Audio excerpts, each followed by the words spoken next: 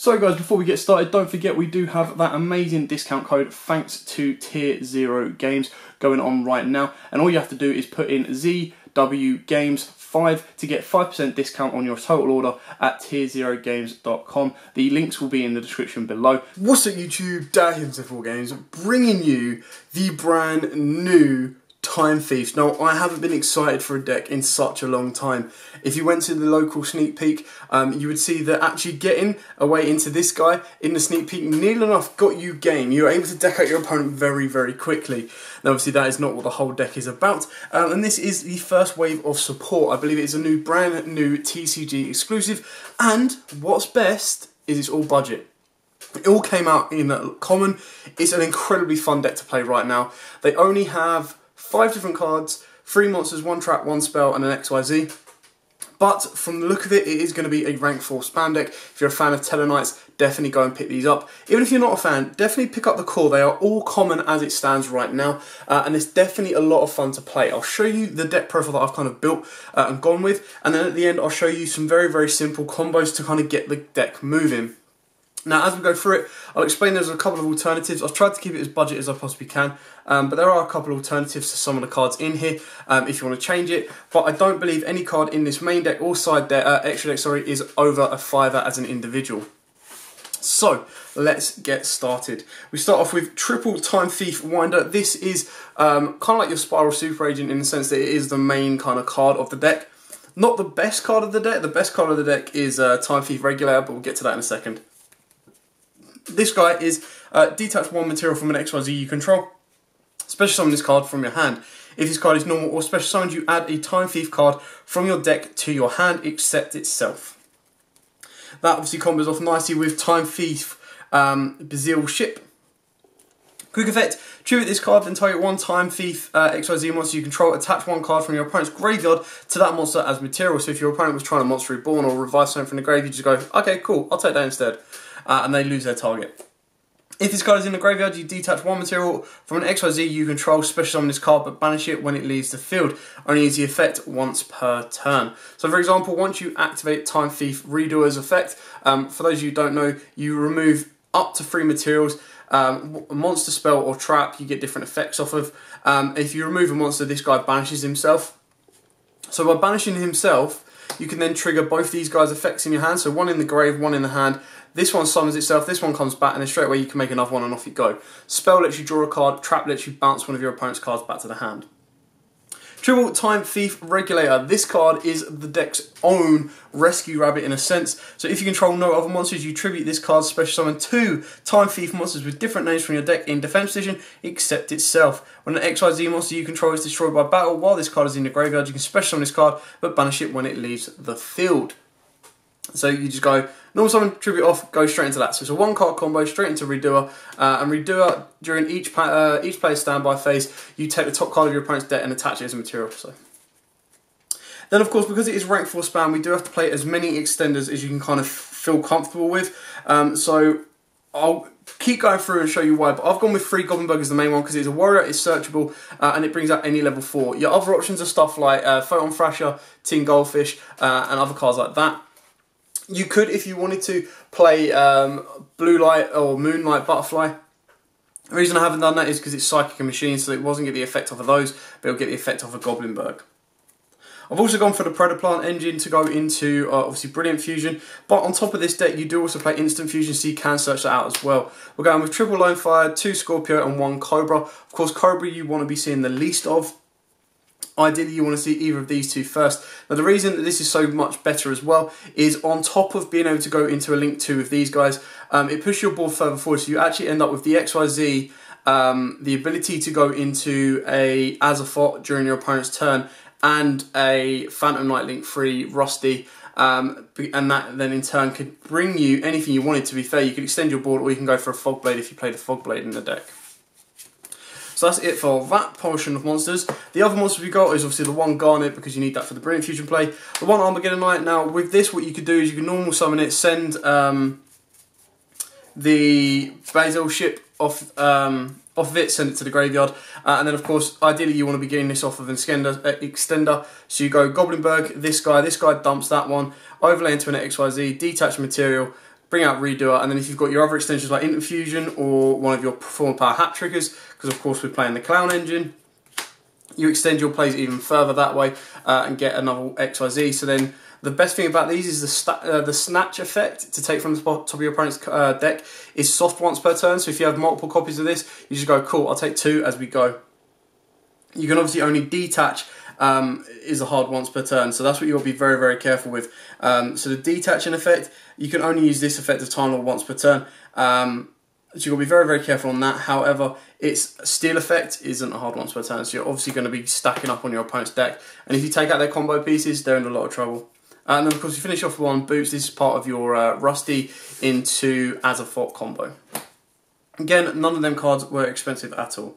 For the spells, we've got triple Allure of Darkness. So as you see, if you did draw into any of your Scorpio or Cobras and they became dead, or of course you've got these as an option to banish as well as your Boots. This is just an additional draw engine of the deck, or the actual draw engine of the deck. If you don't like Allure, by all means play more extenders. That way you then balance out your consistency of getting the board you need. On top of that, you can play I've forgotten the card off the top of my head. The Revival spell that brings back to his own link monster points to World Legacy Revival, I think it is. So you can play that as well as an option. Triple Call by the Grave. The last thing you want is to have your Regulator ashed. So you've got to stop that happening as much as you possibly can. So Allure being a nice little bait out, and then of course you could draw into your Call by the Grave to stop that happening on your Regulator. 2 instant fusions, just using those as extenders for rank 4, so just level 4 monster coming out, and then overlay on top of that if you do go really, really badly. Brilliant Fusion, of course, like I said, this is probably your best kind of combo extender of the deck, because it does get you into the Phantom Light Link 3 plus an XYZ, and then of course the XYZ will allow you to pop something, and on top of that you can go into an Azathoth and pop something else as well. Speaking of Azathoth, you do need the rank up magic, so you use this off of the Rusty. The one Monster Reborn, Living Fossil, even though it negates the skills, it still is an additional Monster Reborn. You can't always guarantee to have a Link monster on the board in this deck, so having a Living Fossil can be the next best thing to bring back a level 4 monster as an additional Monster Reborn, and then that of course pushes you into a rank 4 play. Like I said, because it is budget, we do want to be getting to this guy as soon as we possibly can, and that is your main win con.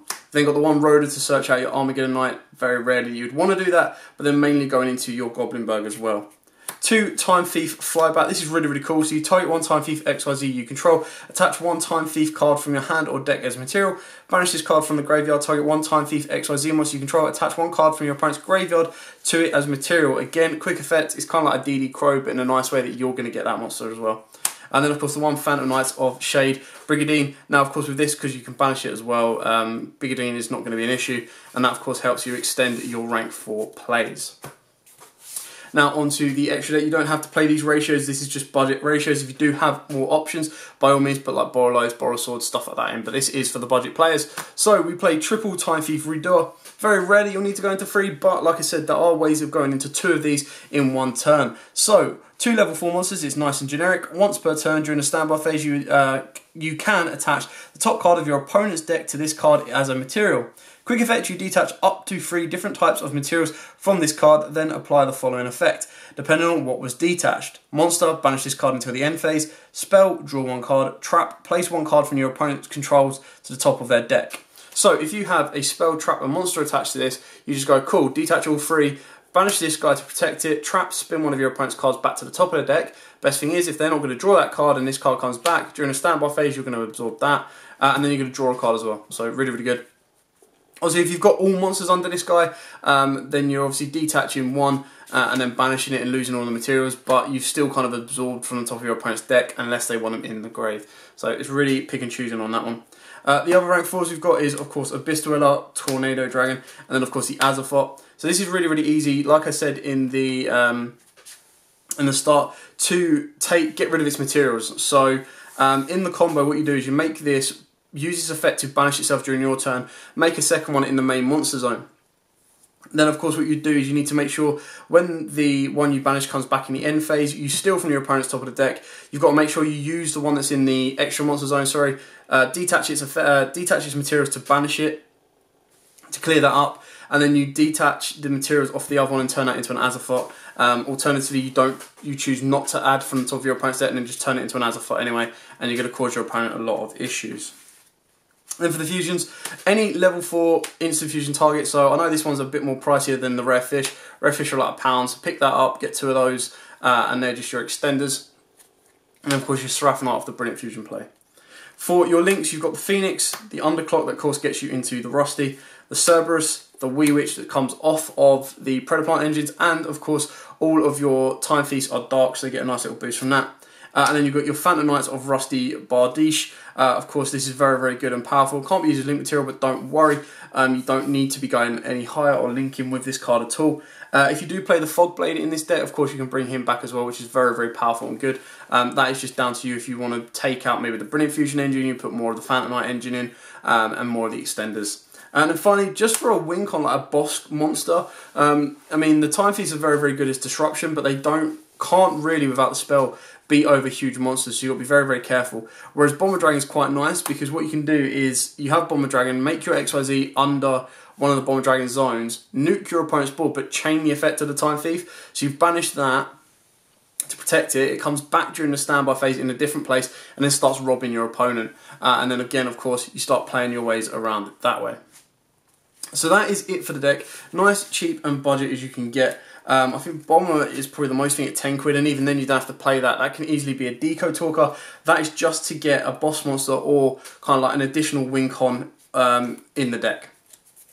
So I'm going to show you a couple of quick combos now. Nothing too complicated, just something simple for you guys to go. And we're going to go 1-card combo of Time Regulator.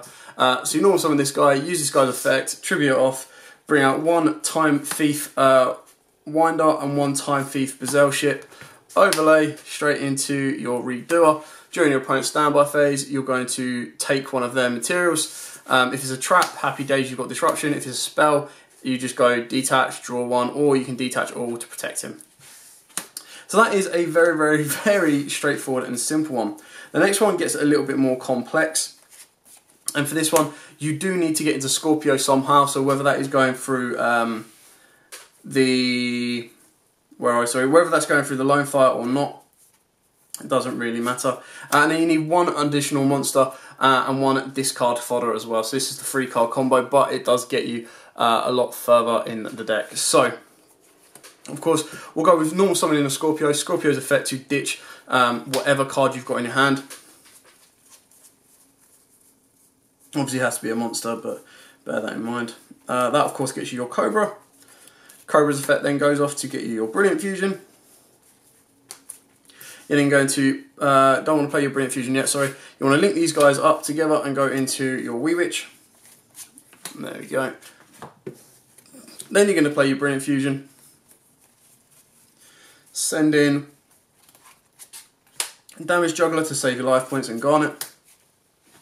That, of course, then gives you your Seraphonite, which allows you to have that additional normal summon. You then banish your Damage Juggler to search out your Hat Trigger. Special summon your Hat Trigger. Your additional normal summon, as long as it is a dark monster, you can kind of skip a place. Ideally, that's what it's going to be. If you have an extended, you push your board further forward anyway.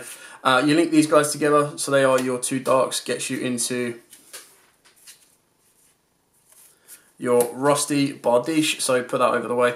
This could probably be, you know, if you think ahead, you want to put him there, so you've got 2 spare zones.